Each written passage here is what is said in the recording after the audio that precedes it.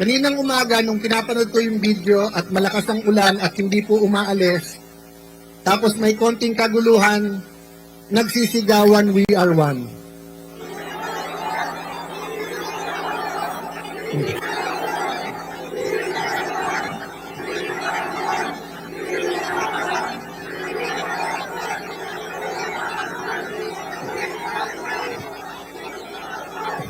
Aaminin ko po sa inyo, naiiyak po ako habang pinapanood ko yung video. Alam niyo po bakit ako naiiyak? 15 anyos po nandito ako sa EDSA. Maka-Marcos po ako eh. Nung bata po ako. Assemblyman po ang tatay ko, 4 lang silang nanalo sa Metro Manila. Nung grade 5, grade 6 kami po, 3 lang ang suntukan. Pareho kayo ng crush, Crispa Toyota o Marcos Aquino. Yun lang po, yung suntukan sa amin. Linggo-linggo, yun lang 3 ang pinagkakasuntukan.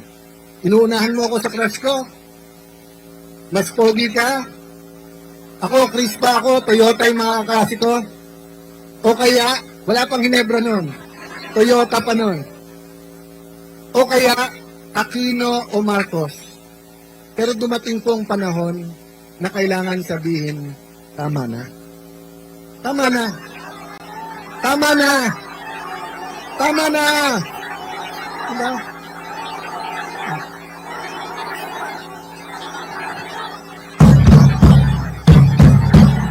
Tama na.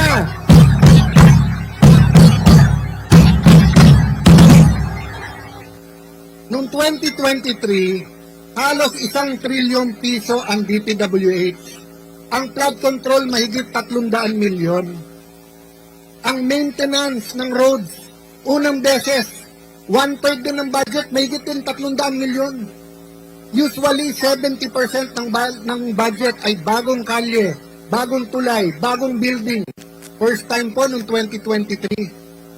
Flood control at saka maintenance. Ang maintenance po hindi pa iniimbestigahan hanggang ngayon. Hindi pa rin po natuwa, 2024, wala pa rin nagsabing tama na. Ganun na naman ang ginawa. DPWH pa lang ho yan, wala pang DOH yan, wala pang Department of Agriculture yan, wala pang BIR yan, wala pang LTO yan, walang smuggling pa yan. At lalong-lalong wala pang kita sa droga yan. Oh. Kaya nung dumating ang 25 na zona, natuwa tayo nung sinabing mahiya naman kayo kasi ibig sabihin may nagsabi sa ating mahal na Pangulo, "Boss, tama na. Boss, tama na." Ano ang problema? Ang problema, nung natutukoy na ni Senator Marcoleta kung sino mastermind, nasabihan si Ping Lacson, tama na, nalalaman na kung sinong ano. Ang problema, nung hindi na namin kinaya at pinalitan na namin si Tito Soto, may nagsabi sa Malacanang, tama na, wag niyo payagan yung mga yan makaupo. Sabi nila, tama na, litisin na. Tama na, litisin na ang ating Vice President. Nangako po kami, fair yung ating pong paglilitis. Bakit ayaw po nila isabay ang hearing ng flood control dun sa paglilitis? Selective justice. Diba? Kung sino lang po ang gusto nila. So ang ibig sabihin ko, gusto natin maging malapit tayo sa hustisya. So sa malayo, ang ginagawa nila parang malapit. Pero pag tinutukan mo sa malapit, malayo. Malayo po ang ginagawa nilang hustisya. Kanina po papunta dito, we are one. Pangarap ko at dasal ko para sa atin lahat. Sana po, maging Katoliko, maging born again, maging Muslim, maging kapatid sa Iglesia ni Cristo, maging Bisaya, maging Kapampangan, Bicolano, maging bata, maging matanda. Bilang Pilipino, nakasigaw tayo, we are one! We are one! We are one!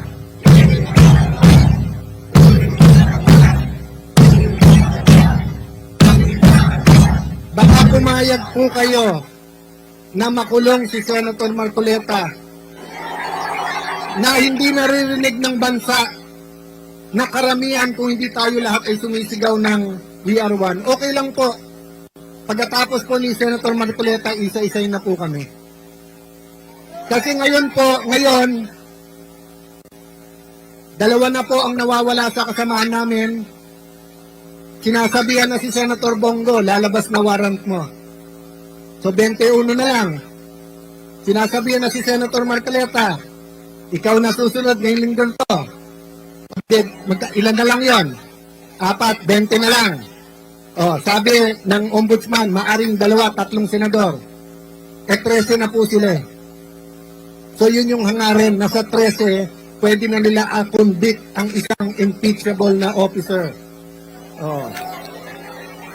Kaya, yung iba nating kasama sa EDSA noong 1986, yung pong nagsasabing laban, ay ngayon po hindi lumalaban. Bakit po? Bakit sila hindi lumalaban?